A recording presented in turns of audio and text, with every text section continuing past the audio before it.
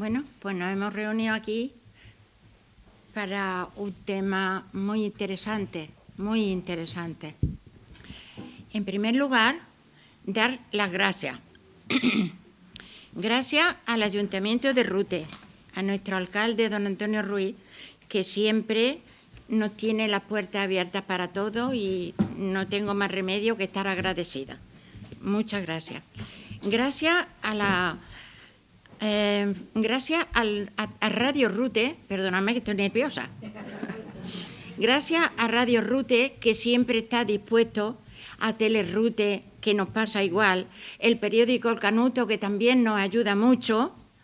Gracias también a nuestro amigo Paco López, que esta vez se ha llevado la palma, psicólogo, y por supuesto a los profesionales de sanidad de nuestra zona, sobre todo de salud mental, que hay que hablar de ellos con letras mayúsculas y rojas. ARAEN, la Asociación de Salud Mental Ruteña, inicia una actividad que hemos creído necesaria, el suicidio, la prevención del suicidio, y que pretende, como siempre, prevenir, informar, luchar, ayudar en los problemas de salud mental, siempre. Lo hemos creído conveniente por los acontecimientos actuales que vive nuestra sociedad, de pandemia, COVID, paro, droga, economía precaria en algunas personas. Son circunstancias que han aumentado bastante este gran problema. Estamos batiendo récords. Ha crecido una barbaridad en este tiempo, en el tiempo de la pospandemia. Nosotros sabemos que el conjunto de Inaja Rute, todos lo sabemos esto, el conjunto de Inaja Rute Lucena es un triángulo grave para este tema. Incluso ha habido algún psiquiatra que ha basado aquí la tesis de su carrera en esta zona. Una vida humana vale mucho, no tiene precio y no se puede perder así como así. Así es que entre todos vamos, si podemos ayudar en algo, pues tenemos que ayudar. Ya no es cosa de la asociación, sino de cada familia, de cada caso concreto y de cada... tener en cuenta que cada caso que pasa, hace pocos días que pasó otra vez aquí en Rute, cada caso que pasa no pasa cuando lo intenta. Cada caso lleva un montón de intentos y cuando ha pasado es porque antes lo ha intentado muchas veces y esto es muy triste. Por otra parte, tenemos la suerte, mucha suerte, de tener en nuestra zona equipos de salud mental que han recibido el premio de acreditación en los estándares de la calidad. Lo han renovado y mantiene su certificación de calidad en un nivel óptimo. Se trata de la única unidad de salud mental de Andalucía con este tipo de certificación. O sea que somos el número 1 en salud mental. Tenemos un equipo que no nos lo merecemos. Dirigido por don Antonio Moreno Campos, aquí presente, especialista en su campo, con mucha experiencia, excelente médico y mejor persona.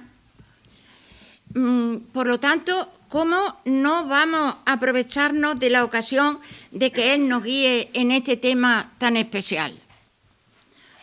Estamos empezando y me da corte, pero yo le daría un aplauso, de verdad, porque se lo merece.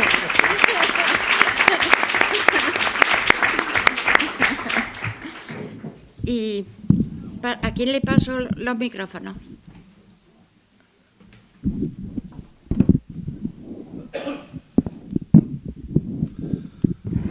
Muchas gracias, Isabel. Muy buenas tardes a todas y a todos. Es un placer por lo que significa, ¿no?, ver esta biblioteca llena en este acto organizado por ARAEN. Quiero dar las gracias a Paco López por su implicación, que siempre va más allá de su actividad profesional, siempre tiene una implicación muy especial con los asuntos que atañen dentro de su campo a Rute y a los ruteños y ruteñas.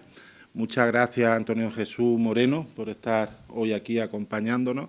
Va a ser un placer poder contar contigo y poder escucharte. Y muchas gracias a nuestra Isabel, a Araem y a Isabel. Isabel lleva tantos años de manera callada, de manera muy discreta, pero también a la par, de manera firme y constante, trabajando, ayudando a todas las personas que pueden padecer en algún momento alguna enfermedad mental. Y lo ha dicho ella, después de la pandemia sobre todo, antes también, pero ahora mucho más, todos somos susceptibles de poder tener algún trastorno mental, porque en realidad nadie escoge tener una depresión o tener ansiedad, cualquier tipo de trastorno mental, igual que nadie elige tener, no sé, una neumonía o padecer diabetes. Al final es una enfermedad que necesita, como todas, pues su tratamiento y la ayuda de un especialista. Pero todos somos conscientes también de que, a pesar de que esto sea así, siempre la enfermedad mental conlleva cierta estigmatización. No deja de ser muy llamativo que cuando alguien padece una enfermedad mental, los demás esperemos que actúen de manera como si no la tuviera. Claro, y esto al final pues mina cuestiones muy importantes como es la imagen social, la propia autoestima, que es el pilar también de nuestro bienestar social, y contra eso es contra lo que también la sociedad, aparte de la ciencia, lógicamente, tiene que luchar y tenemos que poner nuestro granito de arena en ese sentido. Todo radica en la mente, lo decía Sir Arthur Conan Doyle en boca de su personaje universal Sherlock Holmes, decía: yo soy cerebro, querido Watson, todo lo demás de mí es apéndice.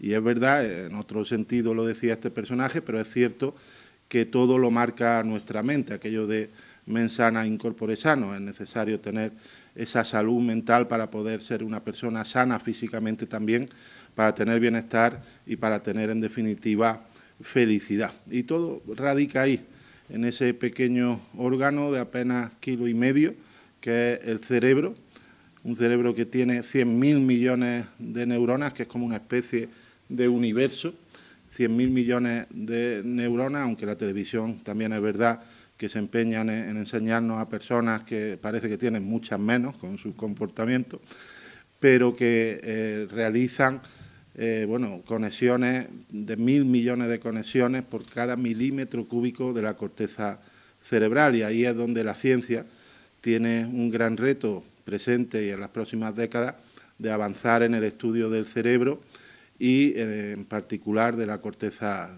cerebral. Confiemos en la ciencia porque será cada paso que se dé será también un paso para luchar contra las enfermedades mentales en el camino de ese conectoma, de todas las conexiones de las neuronas, de los fluidos, de los impulsos nerviosos que están en nuestro cerebro, de la biónica cerebral que permite, yo no sé, por ejemplo, que un enfermo de Parkinson pueda dejar de temblar o que se pueda recuperar la actividad motora o auditiva, por ejemplo, y también en el campo de las enfermedades mentales resultará crucial todos esos avances que la ciencia sea capaz de producir en el futuro más inmediato. Pero mientras tanto y a la vez es fundamental tener esa capacidad desde un punto de vista de la sociedad, tener esa capacidad de empatía, esa capacidad de comprensión y esa capacidad para poner todos nuestro grano de arena para luchar contra la enfermedad mental y sobre todo contra esos estigmas que de manera injusta pero evidente pues acarrea hoy en día. Eso sí depende en gran parte de nosotros, así que tengamos todo ese compromiso, como lo tiene Isabel, como lo tiene Araem, de luchar, de implicarnos para hacer la vida más fácil y la recuperación más pronta a las personas que padecen cualquier tipo de trastorno social. Desde el Ayuntamiento, desde luego, y ella lo sabe, ese es nuestro compromiso, nuestra voluntad, y es un camino que siempre compartimos con ella y con toda la gran familia de Araem. Muchísimas gracias y enhorabuena, Isabel, que hoy está radiante por ver, y eso es importante, este apoyo en esta jornada. Muchísimas gracias.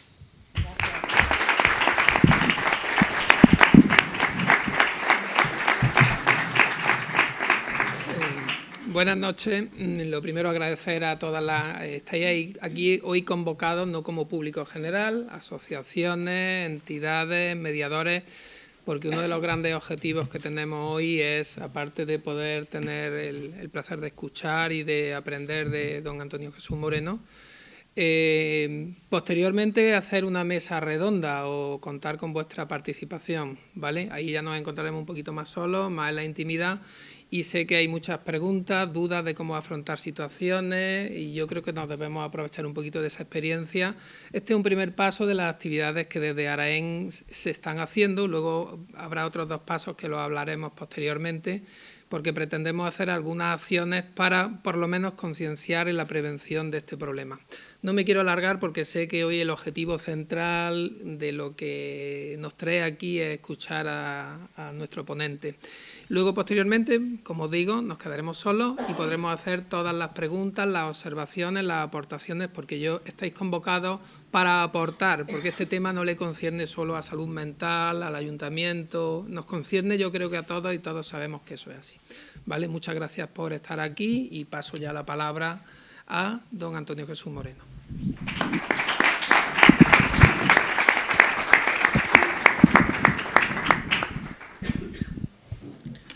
Bueno, buenas tardes.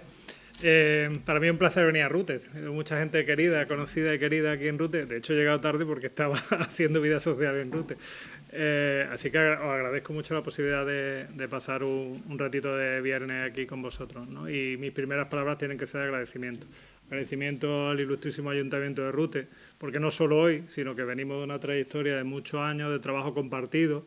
Los profesionales de la salud mental y aquellos, bueno, en general de la salud y aquellos que tenemos un cierto grado de responsabilidad en la gestión, pues necesitamos todas las herramientas comunitarias a nuestra disposición para poder hacer nuestro trabajo, ¿no? En este caso, la colaboración en los ayuntamientos de nuestro ámbito de referencia, la verdad que siempre ha sido una baza muy importante y algo de lo que nos vanagloriamos cuando hablamos en otros ámbitos, y en concreto en Rute pues hemos tenido varias experiencias en los últimos años de trabajo coordinado, compartido y experiencias en las que el ayuntamiento ha apostado de manera firme y clara, incluso volcándose a nivel presupuestario en algunas de las actuaciones que nosotros hemos querido hacer aquí con la población. Entonces, yo te agradezco la presencia, alcalde, el hecho de que esté aquí, pues obviamente habla de su compromiso, ¿no? No solo su conocimiento sobre el tema del que hablamos, sino su compromiso en estar aquí. Agradezco también a Paco, nos reíamos en la puerta que nos hemos conocido en persona por primera vez, pero con la dichosa pandemia nos llevábamos teleconociendo un montón de tiempo y hemos hecho muchos trabajos compartidos a distancia y tenemos, bueno, algunas y buenas experiencias profesionales compartidas, pero nunca habíamos tenido la suerte de poder estrecharnos la mano, cosa que hoy por fin hemos vencido esa fase nueva en nuestra relación, o sea que suponemos que avanzaremos en ese sentido. Y, por supuesto, el agradecimiento a ARAEN, ¿no? Habéis visto lo objetiva que es hablando de mí, Isabel. Bueno, Isabel es una persona adorable, Isidoro también, es su marido. Son personas con las que nosotros trabajamos, forman parte de nuestra comisión de participación ciudadana, que es un poco una de las herramientas que nosotros tenemos para incorporar la opinión de los ciudadanos a nuestro trabajo, ¿no? Si pensamos de una manera muy fría, pero si pensáramos en una perspectiva mercantil de nuestro trabajo, ¿no? Al final nuestro cliente es la población y toda empresa necesita incorporar la opinión del cliente a su trabajo, ¿no? Nosotros tenemos varias estrategias para incorporar esa opinión y una de ellas, que fue una apuesta personal de hace más de una década, es crear una comisión de participación ciudadana en la que determinados grupos focales pudieran participar con nosotros y compartir todo. Compartimos programas, diseñamos de manera conjunta, planificamos, evaluamos. Bueno, y Isabel y Isidoro desde hace muchos años forman parte de esa comisión. Yo envidio su capacidad de gestión, son personas absolutamente dinámicas. Rute tiene mucha suerte de tener a ARAEN aquí. Y aprovecho la ocasión para pediros un apoyo muy importante a este movimiento asociativo que aporta muchas cosas y muy buenas a vuestro municipio, ¿no? Entonces, no puedo más que agradecerte que me hayas hecho venir Muchas gracias. Y agradeceros a todos los que estáis aquí. Decía el alcalde con muy buen criterio que todavía vivimos un tiempo de estigma, quizás esto pase pronto, pero todavía existe cierto rechazo social a todo lo que tiene que ver con la salud mental. El alcalde lo ha explicado muy bien, una persona bien formada. Y no es distinto padecer una enfermedad mental a padecer una enfermedad hepática o una enfermedad renal o una enfermedad hormonal. Exactamente lo mismo, es biología, pura biología. Lo que hay en el coco es un órgano que tiene su funcionamiento normal y anormal, que conocemos ya gran parte de sus mecanismos, tanto en su funcionamiento normal como normal, y que afortunadamente, como él decía, la ciencia, que nos permite salvar pandemias en tiempo récord, también nos permite cada vez enfrentarnos con mayor respaldo de conocimiento a los problemas de salud mental, que, insisto, son enfermedades. Yo creo que nadie debe sentirse distinto por estar enfermo, en la medida que estar enfermo es una experiencia universal. Todos hemos estado, estamos y estaremos enfermos. Y para mí, el hecho de que enferme una zona de mi cerebro, una de esas conexiones que decía el alcalde, o que enferme un hueso, sinceramente creo que no debe hacer diferente a una persona de otra. Bueno, así que gracias a vosotros por el paso que dais de venir aquí a pasar la tarde conmigo. Espero no aburriros. Yo siempre digo, porque es verdad que mi voz está diseñada para calmar la angustia. En personas que no tienen angustia produce sueño. Entonces, bueno, si veis que se hace insoportable, pues me paráis y me lo decís. Y bueno, como decía Paco, el propósito era un poco lo que cuando planificamos esta actividad, que como bien ha dicho él es la primera de una serie de actividades, no será única. Un poco lo que yo pretendía, lo que pactamos Paco y yo, es que yo hiciera una introducción en la que os cuente un poco en símil deportivo el minuto y resultado, ¿no? O sea, ¿qué es eso del suicidio? ¿En qué momento estamos? Algunos conceptos muy básicos del suicidio, para después en un segundo momento, y que seguro es lo más interesante, más importante, y me decía Paco que ya sin la presencia de los medios de comunicación, a los que le agradezco que estén aquí para amplificar la respuesta, pero sí nos va a permitir esa intimidad, pues que seamos un poco, bueno, sea más fácil hablar y preguntar. Yo creo que en ese debate posterior, sinceramente, todos aprenderemos y nos enriqueceremos, ¿no? Entonces, voy a intentar hacer una exposición, voy a intentar no alargarme demasiado en el tiempo, y a partir de esa exposición pues paramos, indicamos, hacemos un momento de pausa como consideremos oportuno y abrimos un poco el turno de coloquio, ¿no? De coloquio, debate y de intercambio de opiniones, ¿vale? Bueno, pues entrando en materia, lo llaman la epidemia silenciosa, la pandemia silenciosa, pero todos estamos de acuerdo que el suicidio es una realidad trágica en España. Cada vez se suicidan más personas en nuestro país. Los últimos datos, facilitados por el Instituto Nacional de Estadística, demuestran que en el año 21 fue el año en que más españoles se quitaron la vida, en concreto 4.003 personas. 11 muertes autoinducidas al día en nuestro país. Y las proyecciones para el 2022, cuyos datos completos todavía no disponemos, son aún peores. En el primer semestre del 22 se suicidaron 2.015 personas, un 1,6% más que el año anterior. Si se confirma esta inercia, cerraremos probablemente el año 22 con más de 4.100 muertes por suicidio en España. La inercia ya era preocupante antes de la llegada del COVID, pero se ha agudizado desde entonces. Las cifras del Instituto Nacional de Estadística confirman los avisos que médicos, psiquiatras y organizaciones no gubernamentales habíamos lanzado los 2 últimos años, alertando del grave empeoramiento de los problemas mentales que hemos detectado entre muchos españoles debido al efecto de la pandemia, los confinamientos, las restricciones sociales y las crisis económicas y sociales. Hemos detectado en nuestras consultas, en los teléfonos de la asistencia y en las puertas de urgencia una epidemia, auténtica epidemia de intentos de suicidio. Y temíamos, con razón, que la tendencia tuviese también su relación con una alza en los casos de suicidios consumados. Así ha sido.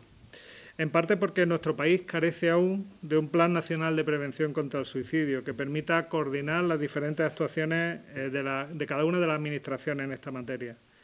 Ante esta laguna, son las comunidades autónomas, no todas, las que cuentan con programas específicos. En concreto existen en Galicia, País Vasco, Aragón, Navarra, La Rioja, la Comunidad Valenciana, Cataluña, Comunidad de Madrid y Andalucía. La creación de un plan unívoco es una reivindicación monolítica de asociaciones como el Teléfono de la Esperanza, de la Plataforma Nacional para el Estudio y Prevención del Suicidio, que organizaron la segunda jornada de prevención del suicidio en España el pasado 5 de mayo del 22, y de todas las sociedades científicas en materia de psiquiatría y psicología clínica de nuestro país. Allí se volvió a incidir en que se hace cada vez más evidente la urgencia de situar el foco en las acciones de prevención e intervenir en materia de suicidio, unido a una responsable y rigurosa forma de visibilizarlo en los medios de comunicación. Todo ello, además, debe estar soportado por políticas públicas que den respuesta a un problema que afecta a miles de personas en nuestro país. Les recuerdo que hoy ya hay 38 países con un plan de prevención del suicidio. España no es uno de ellos. Todos los profesionales coincidimos en su necesidad, pero me permito recalcar que este plan tiene que tener en cuenta las especificidades de cada región. No se puede hacer igual un plan para Ceuta que para Galicia, porque las características culturales, ambientales, sociales y económicas son muy diferentes. Desde la Administración central se debe obligar a las comunidades a que pongan en marcha un plan, pero dotándolo antes de recursos. Hay una falta de recursos, pero no una falta de intenciones. La triste realidad es que hay cierto colapso en la sanidad pública respecto a la salud mental y que no se logra hacer un buen seguimiento. La ideación y la conducta suicida es alarmante, sobre todo porque quienes gozan de un buen acompañamiento pueden superar la idea suicida y las causas que pueden estar de esta, como puede ser un trastorno mental, condicionantes económicos, afectivos o sociales. Quiero incidir en la crudeza de los datos. Verán, la tasa de psiquiatras por cada 100.000 habitantes. En la Unión Europea la media es de 20. O sea, la media de los países de nuestro entorno tienen 20 psiquiatras por cada 100.000 habitantes. En España el dato es de 6,9. Tenemos aproximadamente un tercio de psiquiatras de la media de la Unión Europea. La media de psiquiatras en nuestro área de gestión sanitaria sur de Córdoba es de 5,9 por cada 100.000 habitantes, aún más baja de la media española. Aún peor, la tasa de psicólogos clínicos por 100.000 habitantes, la media de la Unión Europea de 18 profesionales. La tasa de España es de 6, la tasa del área sur de Córdoba 3,2. Si miramos no solo psiquiatras y psicólogos, sino la otra enorme cantidad y calidad, diría yo también, de los profesionales que trabajan en salud mental. Aquí tengo a mi compañera Puri, con la que tantos años compartí, trabajadora social, que ahora disfrutáis en RUTE, en vuestro centro de salud, y que yo disfruté durante mucho tiempo en mi equipo de salud mental de Cabra. No solo trabajamos psiquiatras y psicólogos, sino que trabaja enfermería especialista en salud mental, trabajadores sociales y otra enorme cantidad de profesionales como técnicos de cuidado, auxiliar de enfermería, celadores, monitores, educadores sociales. Mirad, las tasas de profesionales de salud mental de todas las categorías profesionales por cada 100.000 habitantes en la Unión Europea de 120 profesionales por cada 100.000 habitantes. España, 30.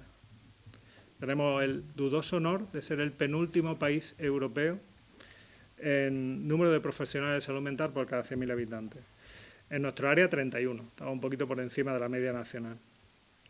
Y un dato muy significativo, la inversión media en salud mental del total de la inversión en salud. En los países de nuestro entorno, el 7% del gasto sanitario se dedica a la salud mental específicamente. En España, el 5%. Y es un dato creciente. Estábamos hace 3 años por debajo del 4%.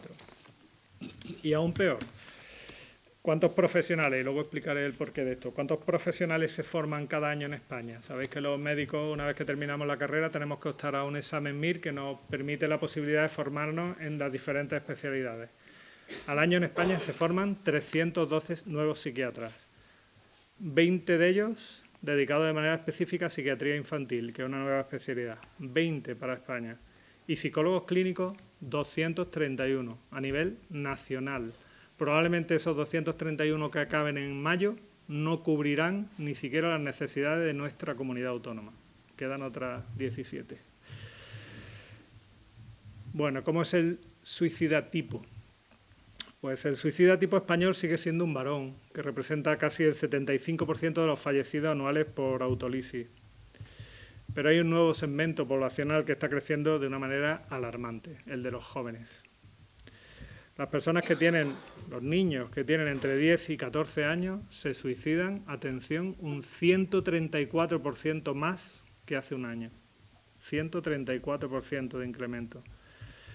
En el año 2021, el último con datos oficiales, se suicidaron más de 300 adolescentes en nuestro país. Esto evidencia que es un problema que no solo concierne a la sanidad, sino también a la educación. Es muy importante explicar a los padres cómo tratar a sus hijos cuando perciben en ellos ideas suicidas, ya que los jóvenes tampoco saben cómo comunicar a sus progenitores este tipo de problemas. Hay una idea muy arraigada de que hay que educar a los niños en el éxito, en la fortaleza y en el triunfo, y por eso ellos nunca pueden ser portadores de malas noticias. Pero en la vida hay momentos buenos y momentos malos. Hay que enseñar a acompañar el sufrimiento y en la frustración. La explicación más plausible es que el incremento de suicidios a nivel mundial, que no solo nacional, no pensáis que este es un fenómeno exclusivo español, se está replicando en todo el mundo, tiene que ver con el incremento de la incidencia de los trastornos mentales como la depresión, que se ha incrementado en un 25% de incidencia en los últimos 2 años. Un hecho que apoya esta hipótesis es que hay un incremento de los trastornos mentales en la población joven que ha ido acompañado de un aumento de los suicidios. También hay que tener presente que la gran mayoría de las personas que piensan en suicidarse no quieren morirse, sino escapar a una situación de sufrimiento extremo. El suicidio ha existido siempre y seguirá existiendo, pero va a pasar más cuanto menos hagamos. Y hay que tener en cuenta que las personas, como decía antes, que son ayudadas, salen en su mayoría hacia adelante. Hay que poner recursos.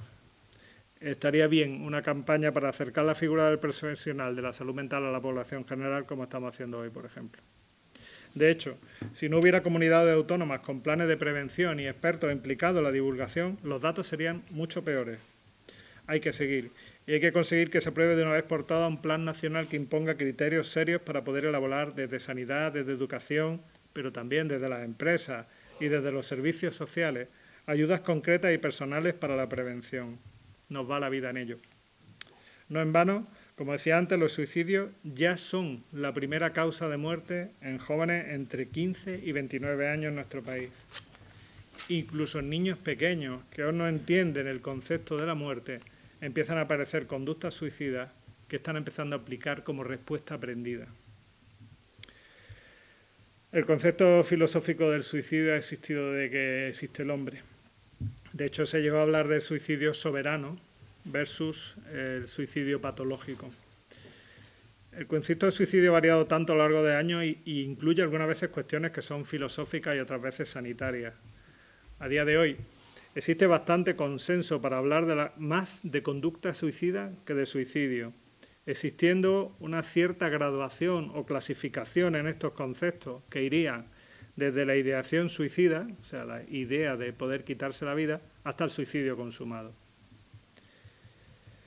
En esa graduación pasaríamos por las autolesiones, que son conductas de daño hacia sí mismo que generalmente no tienen una intención de muerte y que suelen estar en relación a vivencias de gran angustia que se liberan a través de la autolesión y suelen aparecer en personas que tienen un trastorno de personalidad, o la conducta parasuicida, o sea, cuando existe una conducta autolítica que no acaba en resultado de muerte, que puede ser básicamente por 2 razones.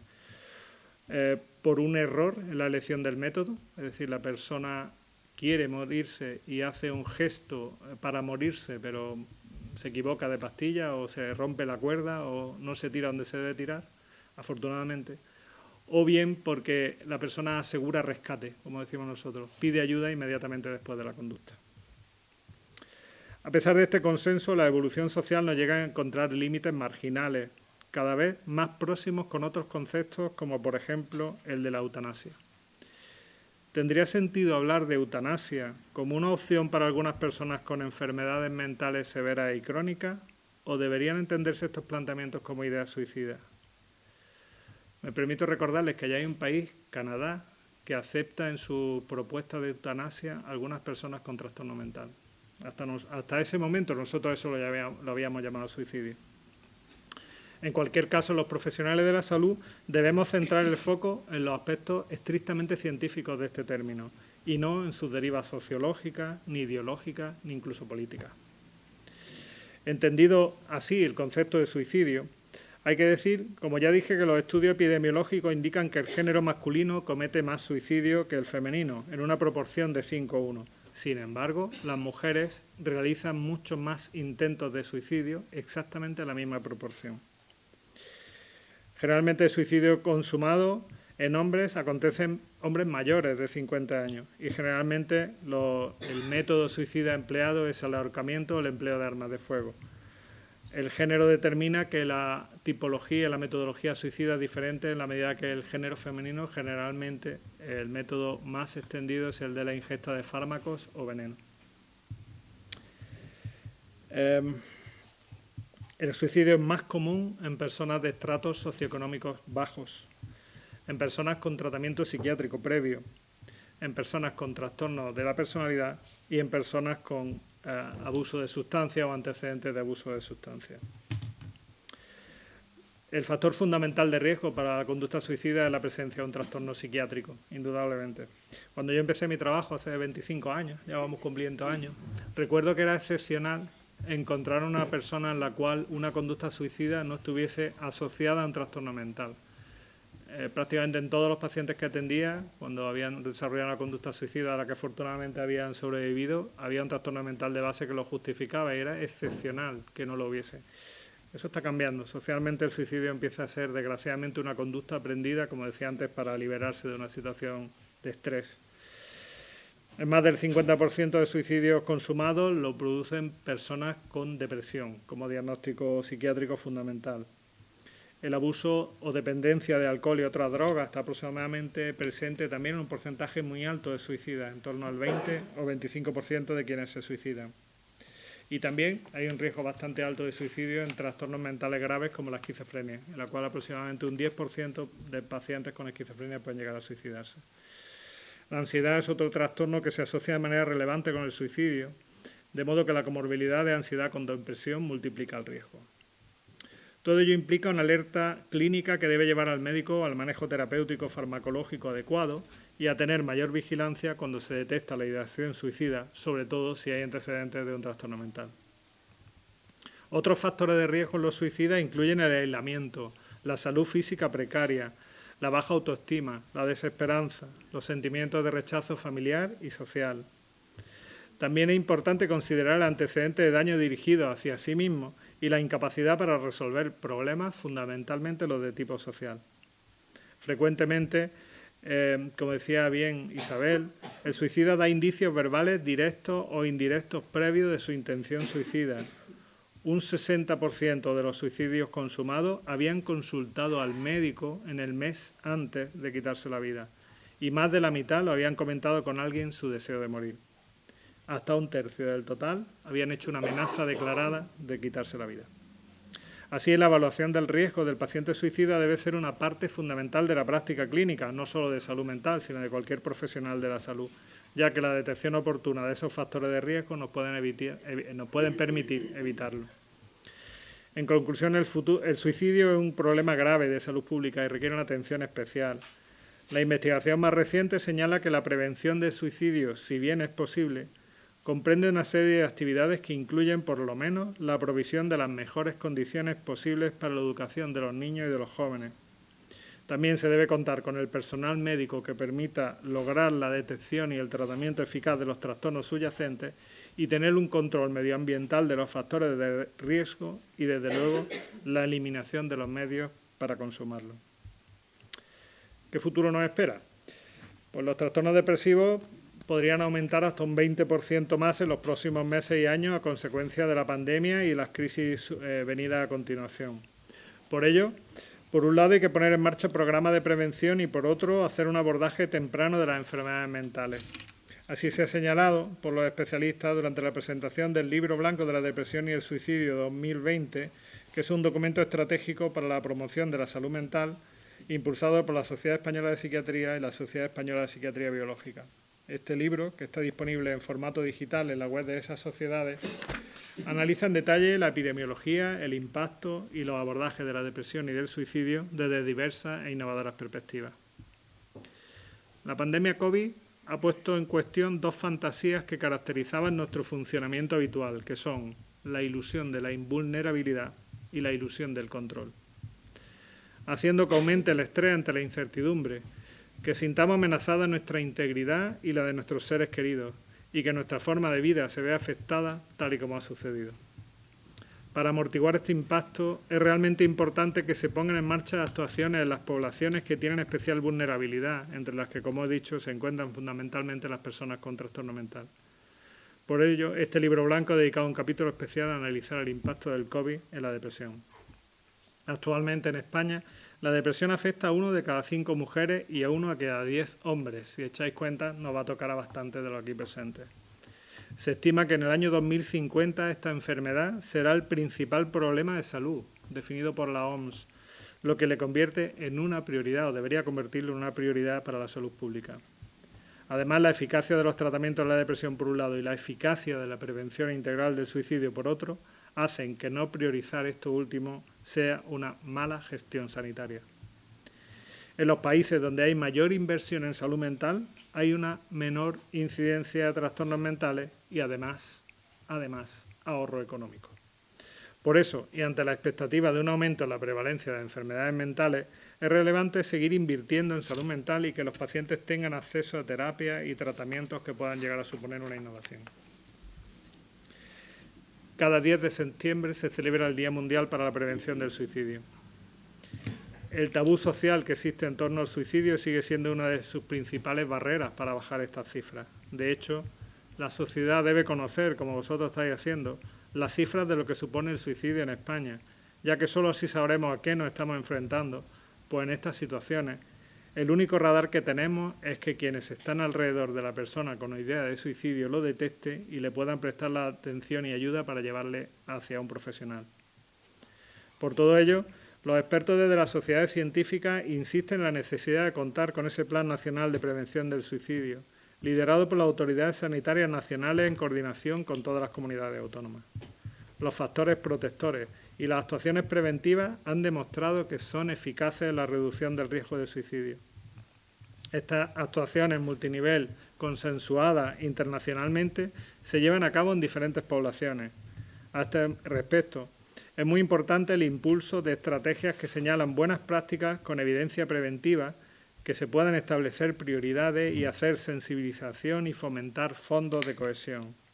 Además, en países donde ha habido una política activa de prevención del suicidio, como por ejemplo en Dinamarca, se ha conseguido revertir la situación. Es un país cuyos datos de incidencia de suicidio bajan sistemáticamente año tras año. Pero esto se consigue con iniciativas ambiciosas y con años, y no pocos, de inversión económica y en salud que deben mantenerse en el tiempo y que requieren un esfuerzo por parte de muchas entidades.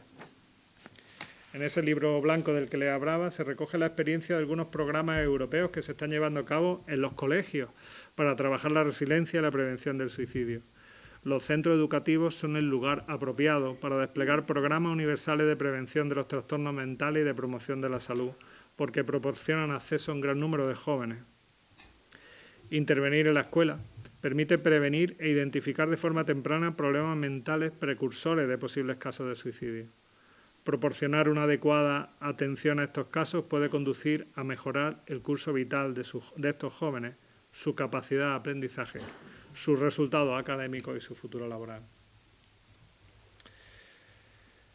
Vamos terminando. ¿Qué realidad tenemos hoy en nuestro ámbito? Bueno, pues Andalucía propuso por primera vez en el año 2022 su plan de prevención del suicidio.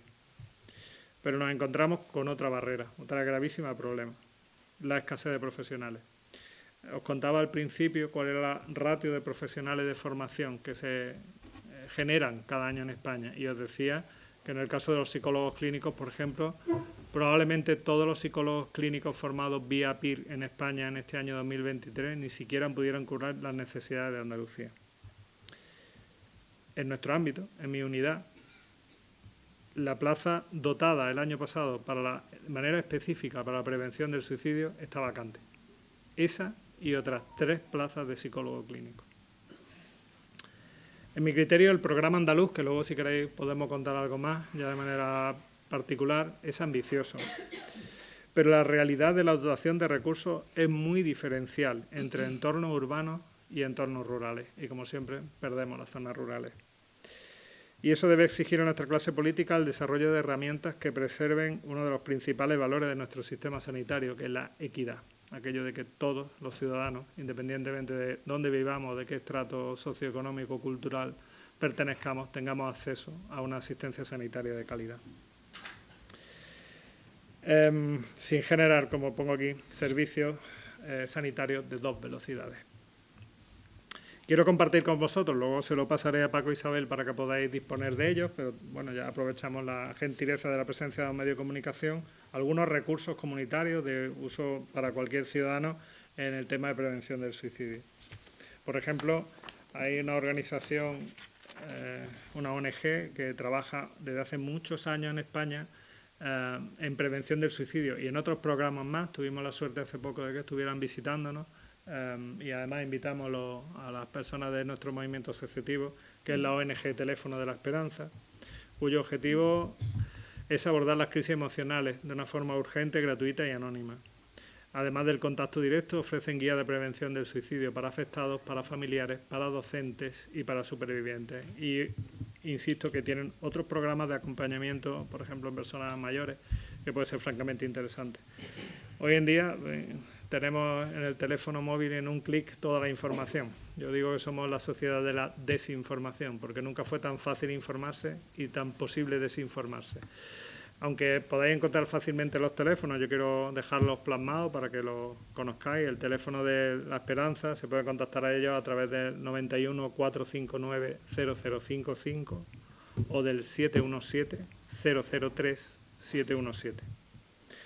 También tenemos un recurso fantástico que es la Fundación ANAR, que ayuda a niños y adolescentes para dar una respuesta inmediata a cualquier problema propio de su grupo de edad. Y en concreto también hacen una labor fundamental y muy importante en casos de prevención del suicidio en este estrato en el que se está convirtiendo en un gravísimo problema. El teléfono de contacto de la Fundación ANAR es el 900 20 20 10. Hay otra asociación, otro grupo de profesionales que se han denominado Papageno y que es un portal profesional específico para la prevención del suicidio. Es gratuito y confidencial y cuenta con un gran número de recursos y personas extraordinariamente formadas en la problemática del suicidio. El contacto con Papageno lo podéis hacer a través del 633 169 129. Y luego existe a nivel nacional un teléfono para la prevención del suicidio que todos debemos conocer, que es el 024, y que es una línea telefónica presentada por el Ministerio de Sanidad para ayudar a personas en situación de riesgo de conducta suicida. Es gratuita, es confidencial y está disponible también las 24 horas del día. Pues hasta aquí un poco mi introducción. Como decíamos a Paco, poner la pelota en juego y a partir de aquí, ¿no? Pues entiendo que nos podemos quedar de manera un poco más íntima y privada y abrir un coloquio, debate o compartir cualquier cuestión que queráis contarme. Gracias por vuestra atención.